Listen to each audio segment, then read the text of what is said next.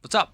So, season 3 is coming. They're calling this season a back to basics, and I'm gonna be honest with you, I feel conflicted with the season. Just a little bit conflicted. Mainly because of the route that they went in season 2 and with what they've shown of season 3. There is reason to feel hopeful. There is. But at the same time, there is a very good chance they might underdeliver. So we're not really going to talk about that this video. We're not going to talk about those fears, those very real fears that I have.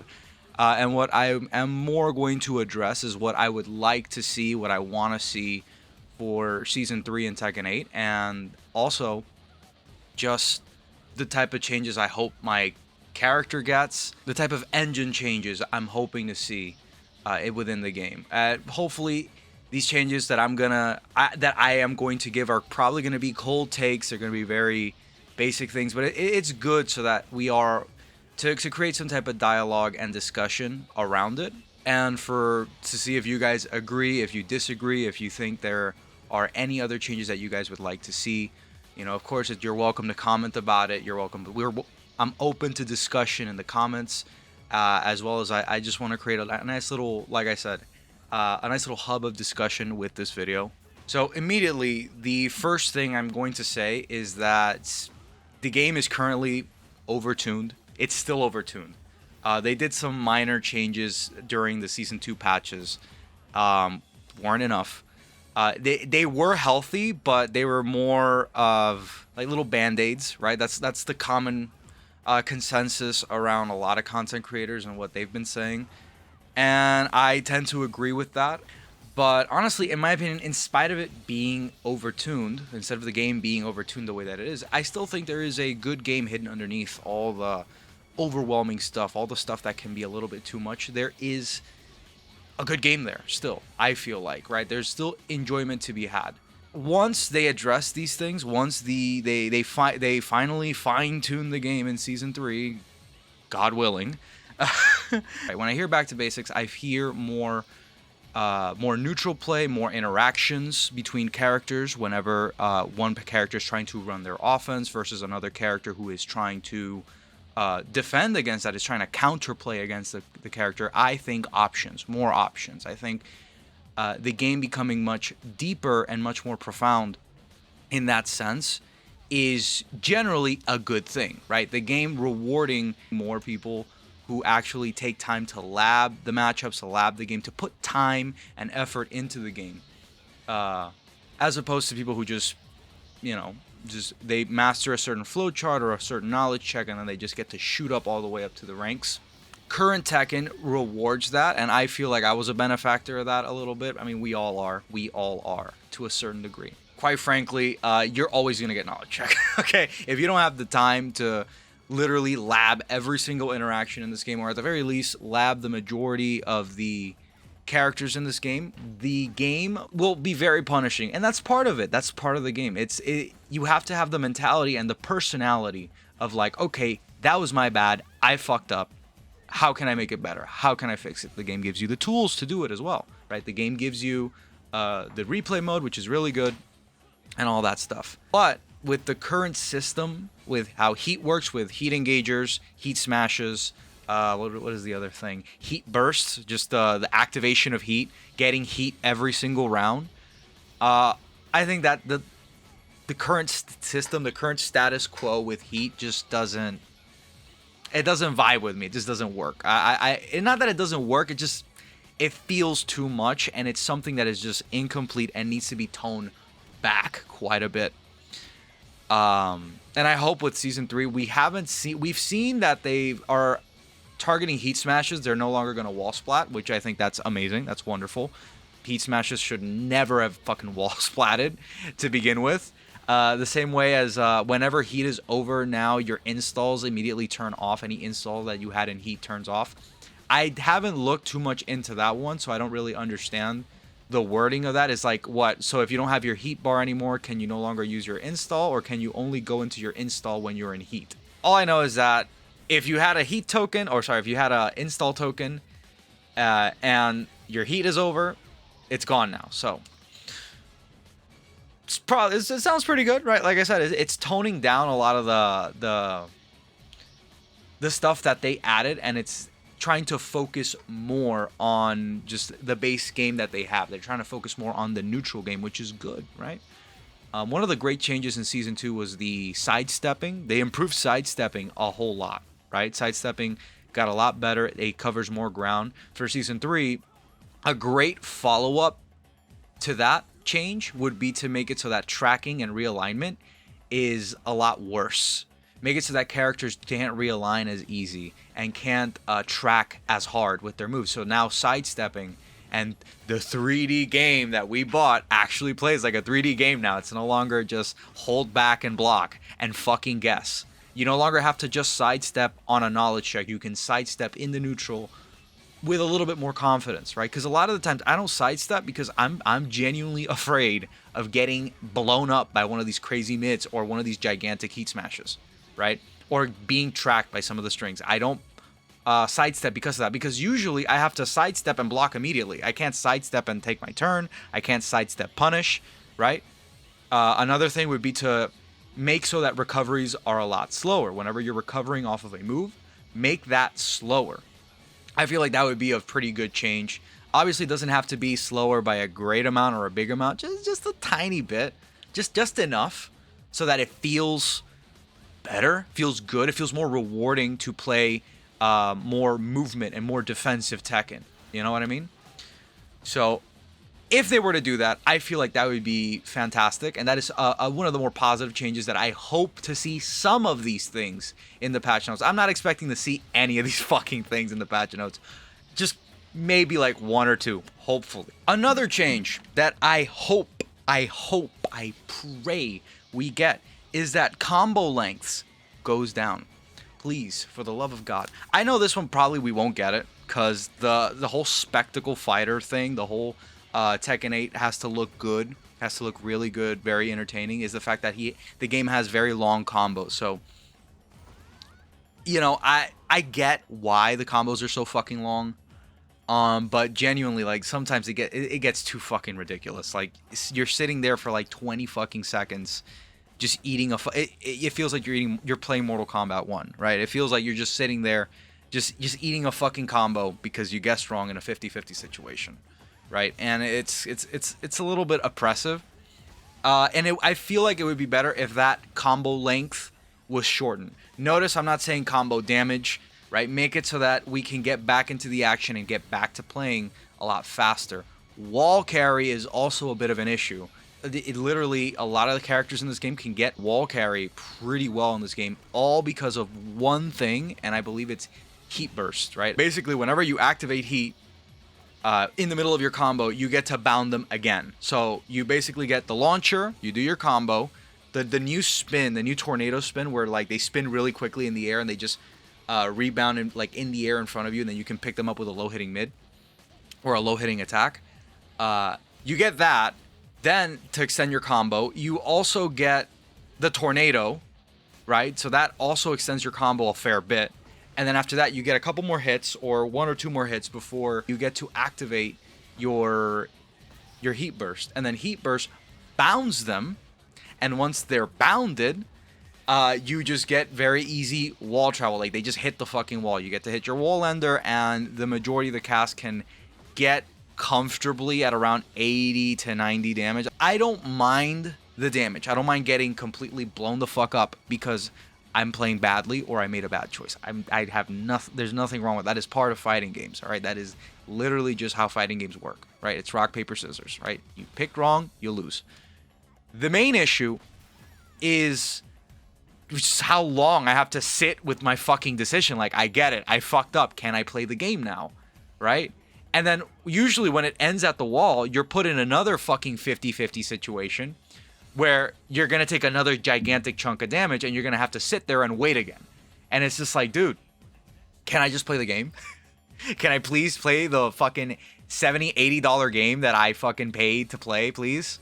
You know, like that's kind of the issue that I have with combo lengths. But that, I feel like this is more of a pet peeve of mine. I've seen some people discuss this, agree with it.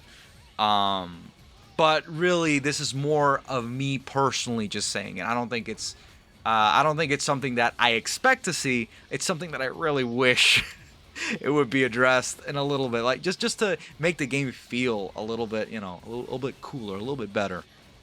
Now to this part's going to be a little bit more controversial because mainly I don't have enough knowledge to really dive into what every individual character needs, mainly because I don't play every fucking character. I only play the characters that I like, and I'm new to the Tekken series. There's tons of stuff that fans of the series that have a way better understanding of me cover, and that's not necessarily what I'm going to do, but what I am going to say and state is that every single character in this game needs to be fucking nerfed, with maybe, just maybe, the small exception of Devil Jin.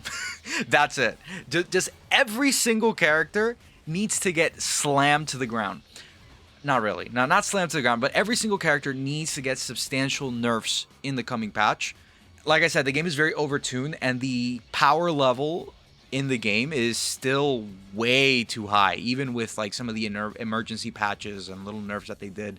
This goes back with how the game system works. This goes back into Heat, right, and how Heat functions with every character, because Heat blasts their power level way the fuck up. It awakens them, dude. It gives them some Super Saiyan level strength. Again, this goes tight in hand with Heat, and also with the realignment issue that I stated, as well as the fact that everybody just has way too many plus frames. There are way too many plus frames per character. Universal nerfs would actually do Tekken 8 a lot of good. It would do a lot of good for the game, and it would be pretty good for the game state, because now you won't dread to fight certain characters, right? Because when you face one of the top tiers in this game, it's like pulling teeth trying to fight them. Unless you are playing also a top tier character yourself and you can compete, it's fine.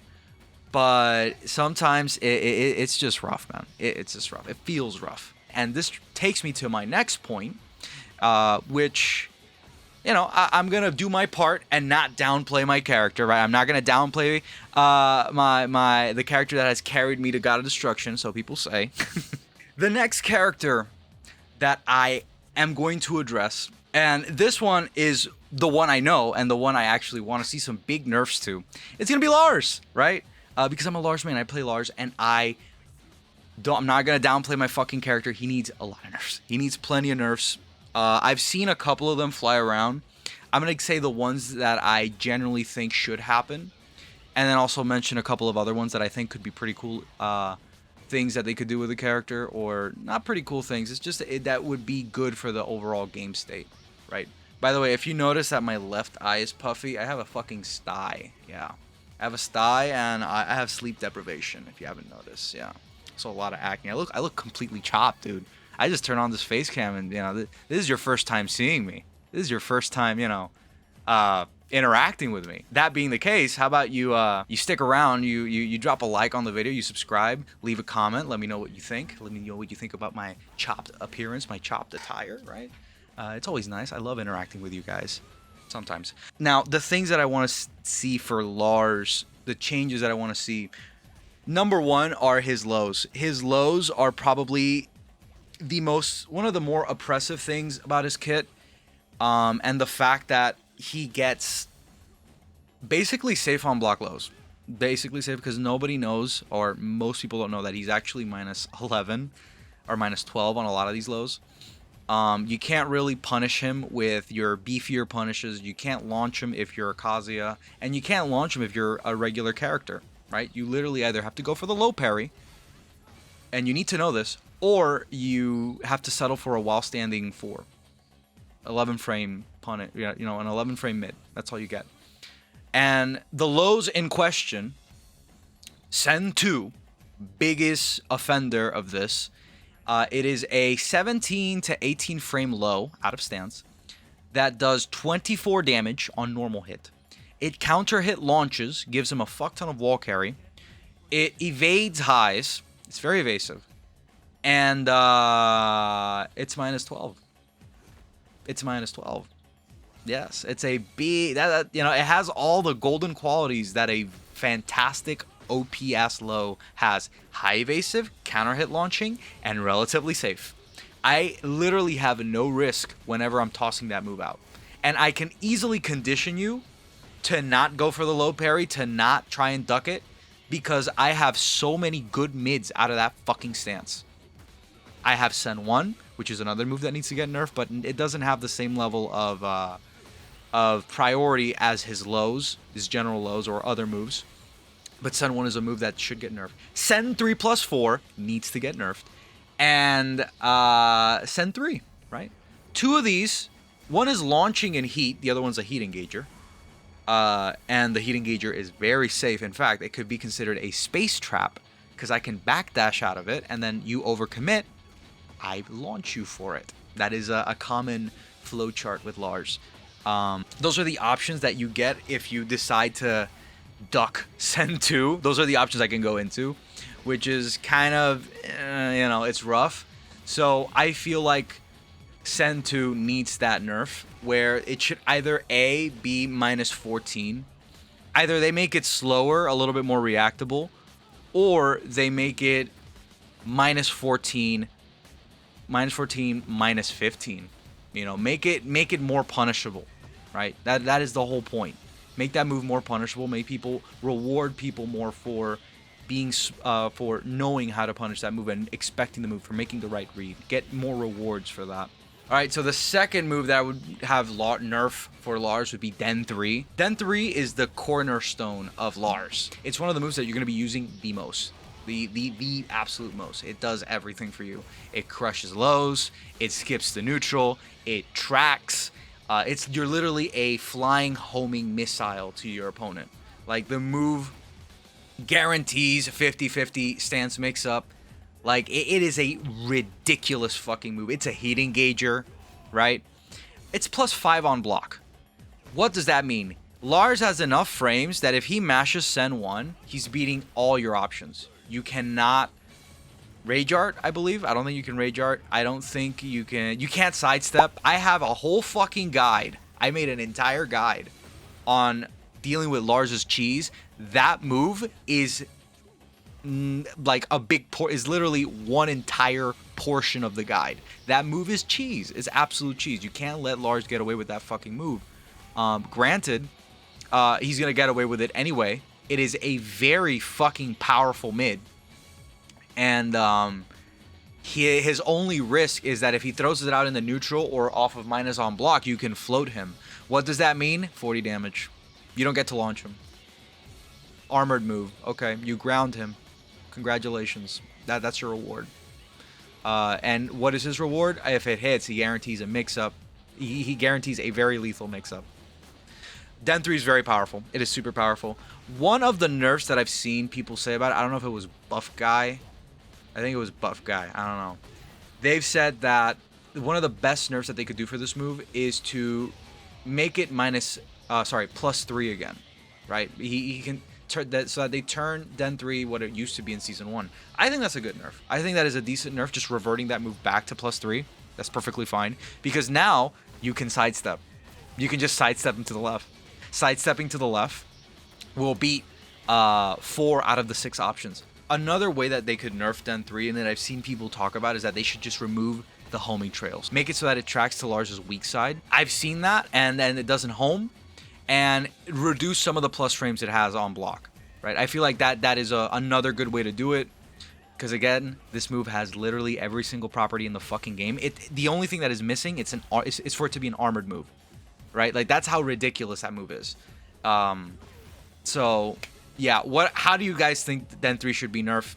Let me know in the comments, because that is, in my opinion, one of the bigger, more debatable moves that Lars has. That is the most debatable move that Lars has. It's fucking crazy. Moving on, we have Sen 3+4. That goes hand in hand with Den 3, because Den 3, Sen 3+4 is borderline a true chain. It's a true link, to say the least, right? Because you can't sidestep. You can't sidestep it, because Sen 3+4 is going to track you. You travel forward so much, Lars literally carries you to the wall on block with those two moves. Like, he travels forward quite a bit. Apart from the fact that you go from +5 to +1. Mid. Do you see the problem with that? And both do chip damage. Do you see the problem with that? Do you see the issues with that? Right?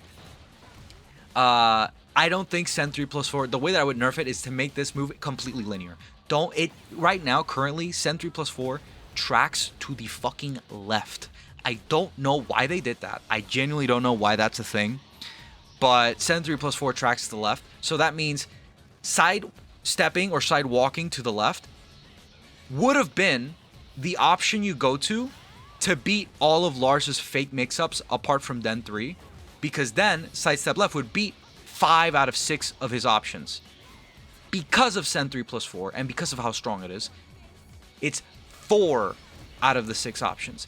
And the one of the 4 of the 2 options that you have is really strong. It is really strong for his mix, is really strong for his pressure. It's just, it makes him feel even more overwhelming. It is much more mental stack to deal with.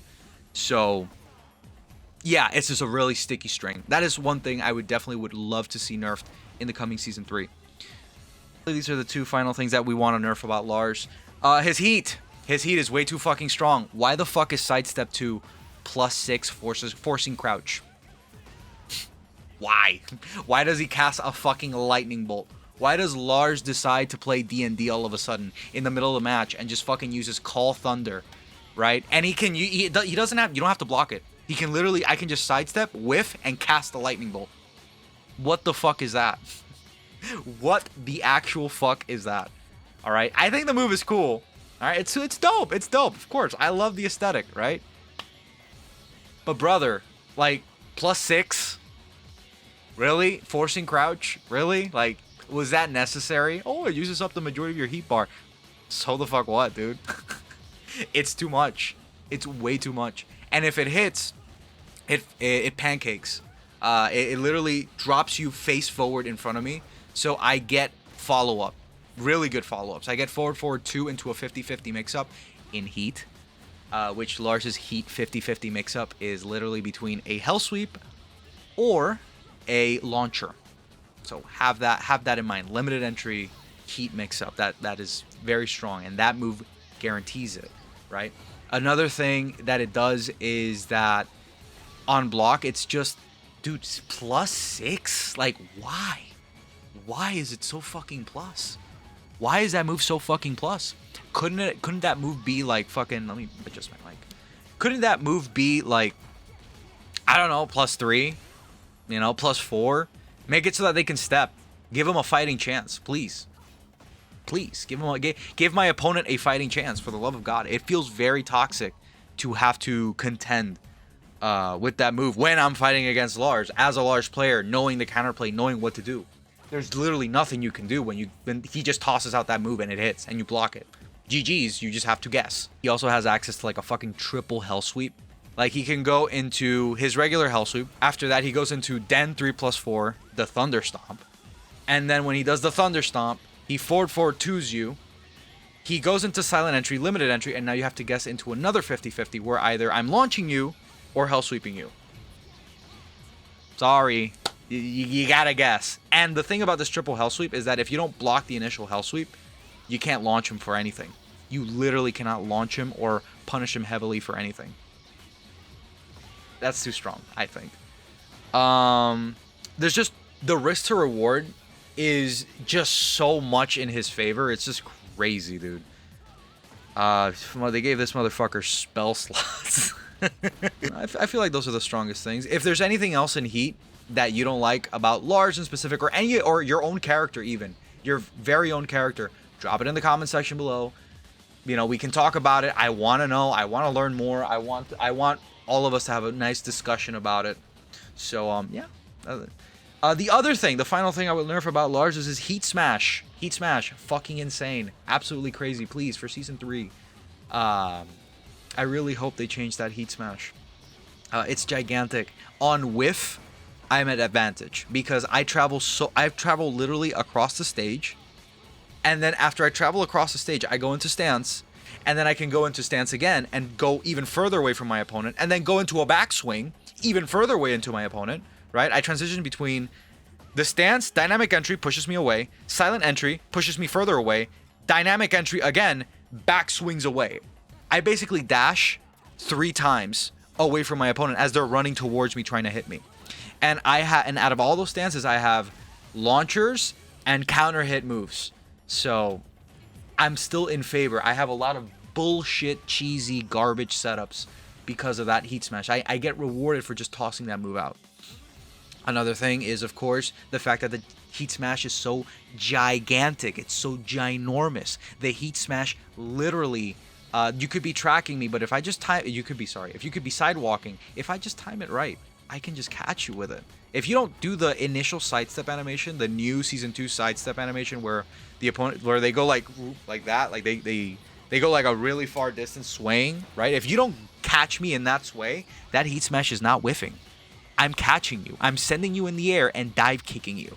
You're fucked. You ate 50 to 60 damage. GG's. You blocked the heat smash, plus 11. Plus 11.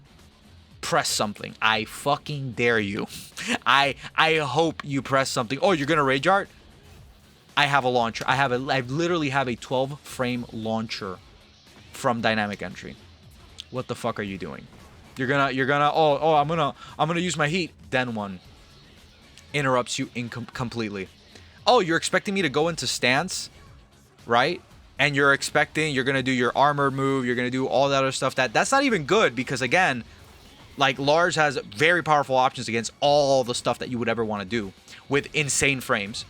I can just back away, and now I'm no longer in stance. I'm now playing with timing thanks to my heat smash. My heat smash does so much for me.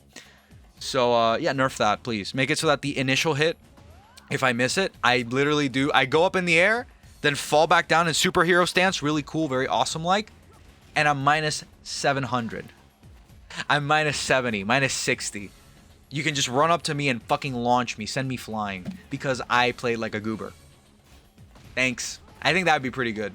Another really cool thing would be, so that I'm not so fucking plus. I don't think heat smashes should be plus on block. Sue me. I think they should either be unsafe or barely even safe. Fuck it, make it punish. Yeah, just make them punishable. Why are heat smashes plus on block? Why? What's the point? So either make it so that you can step. Like, keep them plus on block, but make it so that you can step. Or like, just, why are they plus on block? We don't need that. we don't need that. That takes away from the game. We don't need that. You know? I don't know. That's just that's what I think. And this is coming from someone who benefits from all this shit. So, yeah. So yeah, all of this is important, right? Mainly because I think that Tekken 8 is a good game. I think there's a really good game within Tekken. It is definitely a new generation. I know that a lot of the legacy players and a lot of the older people don't really like the direction where Tekken is going. A lot of people are dooming about it. And then you also have the other faction that also like the game, and they also, you know, they're chill, they're cool about it, right? And I like those people. I really like those. So this matters because there is a good game underneath it, underneath all the stuff that I mentioned, and I just really hope that the devs at the very least can placate the masses. You know, at the very least, just keep the people happy. Just do what the fuck. Do the general things, the general cold takes that the people are telling you. Please, for the love of God. If you do that, the game's going to do just fine. It's going to be perfectly fine, you know? As for the DLCs, I think the DLCs are dope. I think they're pretty cool. I like Bob. I like the whole idea, aesthetic of Bob. Note, I've never played him. I just know a little bit about his lore because I used to watch Tekken 7 history videos, and I think he's fucking cool. I like Kunimitsu. I think, dude, I like ninja character. Dude, I'm a weeb. Okay, sorry. I'm a fucking weeb. What do you want me to do about it? You know, I like Kuni. I like fucking Roger. Roger's goofy as fuck.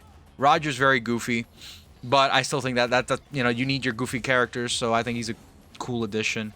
The other one, the guest character, dude, I hope they knock it out of the park. I hope they don't pull a fucking Clive. I don't... I played Final Fantasy. I like Clive. I do, as a character. As a fighting game character in Tekken, no. I don't like his design. I don't particularly am too fond of how the character currently plays. Like, he needs some adjustments. Like, yeah, we get it. He has to be easy to play, but why does he have, like, literally every single fucking tool in the game? But yeah, when it comes to DLC, I feel like we're fine when it comes to content that we're gonna get for the DLC. The characters look good. Who do you guys expect for for the guest character. Here's hoping they put in Solid Snake. How about that? How about Solid Snake, dude? How about fucking King K. Rool? How about it? How about if they do that? You know, we have a Smash crossover. Imagine that, like the guest character is a Smash character. It's a character. It's a fucking Nintendo character. Wouldn't that be funny? Wouldn't that be quirky? Fucking Pac-Man is the guest character, right? Because of the Sega thing. In summary, what I want are defined strengths, defined weaknesses, right? I want better heat, like better controlled, balanced heat. Okay, if you're gonna implement heat, please, for the love of God, make it an earned system. Make it, dude, make it so that it's not as overwhelming as it is right now. We need to address that general heat problem in the game, the balancing, bring the power levels down. That's just all I want. I just want very humble, very simple stuff. If they don't do any of this, and if they just do what they just announced that they were gonna do, which is just some minor nerfs to the characters, I'm sure they're gonna nerf the characters, but they're gonna be minor. If they just do some minor nerfs to the fucking characters, they added new moves. I hope to God none of these moves ruin the fucking game again. You know, I just hope that it just works out, man. I really do. Because if it doesn't, we're back into the clown fiesta. We're back into the circus of Tekken 8, right? The circus that was season 2, the clown school that it was. Yeah, we're gonna go back to that, and it's gonna suck. It's gonna suck, and the community is gonna be oh so toxic and terrible, more than it already is. So yeah. Hopefully next patch will be good. Anyways, tell me what you think in the comment section below. I hope you enjoyed this little talk session that we had, this little hangout talk session that we had. Hope you enjoyed the gameplay in the background. If I put any. Yeah. Anyways, let me know what you think in the comments. Leave a like, subscribe if you enjoyed the video, and if you enjoyed my presence and my commentary, and if you want more, you know, support the channel. So, yeah. See ya.